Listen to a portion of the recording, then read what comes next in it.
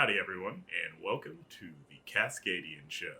I'm your host, the Cascadian, and spring has sprung and the sun has begun. And we all know what spring brings: tranquil blue skies, fighting the occasional wasp in the house, and my stringy tomatoes that won't grow right. Grow right, damn you. Grow.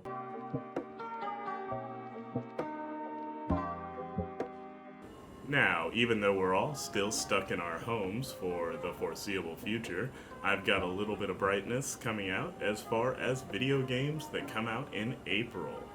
Let's take a look right now. We gotta. My computer's over here, so we gotta go over here. Let's take a look.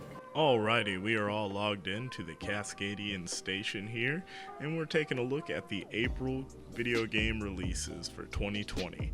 This is according to Game Informer. So I'm not going to go through all of them here, as some of them are some smaller titles, some niche games. I'm just going to go over the heavy hitters, or the guys that I think are pretty interesting. So, the first one has already been released, and that is going to be the Resident Evil 3 Remake. This is getting released, or was released, on April 3rd for PlayStation 4, Xbox One, and PC.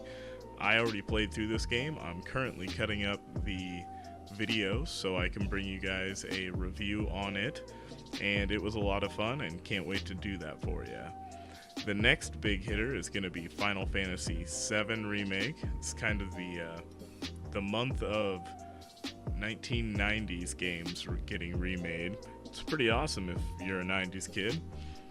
And like I've said before, the only Final Fantasy I ever played was Final Fantasy 15, where you were the boy band guys in a car that was somehow futuristic yet old-fashioned. The combat system seems pretty similar in both those games, and I kind of wish it was still the old turn-based game style, but that's alright. I'm interested in the game, and I hope I get sucked into the universe, as besides the Final Fantasy 15, the only thing I know about Final Fantasy are the CGI movies that came out in the mid-2000s, which I enjoyed. The next one I'm sure is going to be a pile of crap, but I'm a huge fan of the IP, so I will go ahead and take one for the team and take a look at it, and that's going to be Predator Hunting Grounds. That's just coming out for PlayStation 4 on April 24th.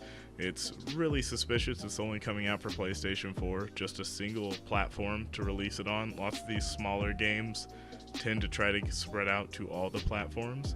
It's also a $40 price ticket, USD, so I'm kind of afraid they're going to be shoving a bunch of microtransactions in there to get their money back, so it's already going to be half a game, and then it's going to be a half of a game. I've seen some gameplay, and it looks pretty bad, but I'm a huge fan of Predator, so I'll check it out, let you guys know how bad it is. For the folks at Fox, I was a huge fan of the Predator vs. Alien games, where you were able to be the Predator, the Marines, or the Xenomorphs. I believe there was 1 and 2, and I believe they came out in the Xbox original and Xbox 360 era of consoles. If you're going to make a game like this, get everything in there and put some money into it. You could actually have a big cash cow, but this game looks like a phone game. I'm still going to check it out. Some games that aren't full games but are honorable mentions are Fallout 76 is finally coming out with the Wastelander update, so for the 7 people out there playing that, that's good news for you guys.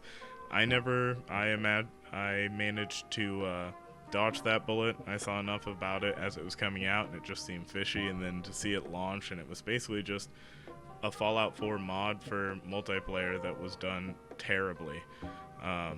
But that will be coming out. Hopefully it will fix it for you guys that are still playing it.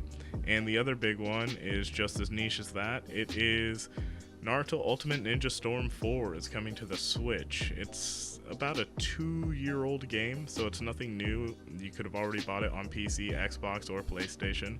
But it is going to have 2 new playable characters added to it, which is Momoshiki and Kinshiki. This will be a DLC available for the other platforms, so I'm pretty excited about that. That is one of my all-time favorite fighting games. So I will be getting that and checking it out. I might throw some gameplay up once it comes out.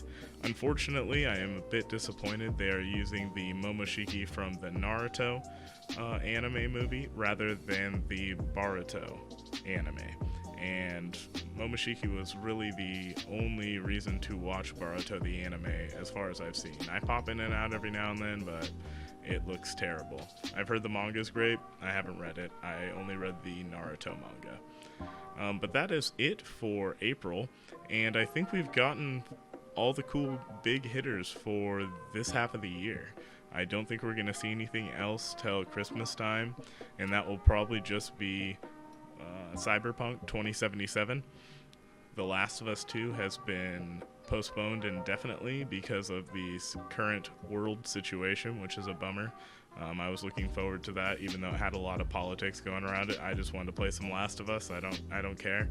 Don't preach too hard, and your fans will still want to play it. But that's all I have for you on this today. So, Cascadian, back to you, sir. And those are the video game releases for April. I plan on burning through the cool ones that I mentioned. I have already went through the Resident Evil 3 remake, and I'm just about to start the Final Fantasy 7 remake. So for those of you who were kids in the 90s, feel free to join in and check those out with their new 2020 graphics and gameplay. I had a lot of fun with Resident Evil. I hope to be doing a review on that soon, and I'm still working on Neo 2. That came out last month, but that is a very difficult game, and I will be bringing you a review on that as well.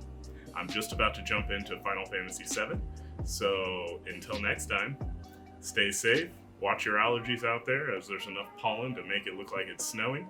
Luckily, I don't suffer from such things, but for those who do, and until next time, have a good one.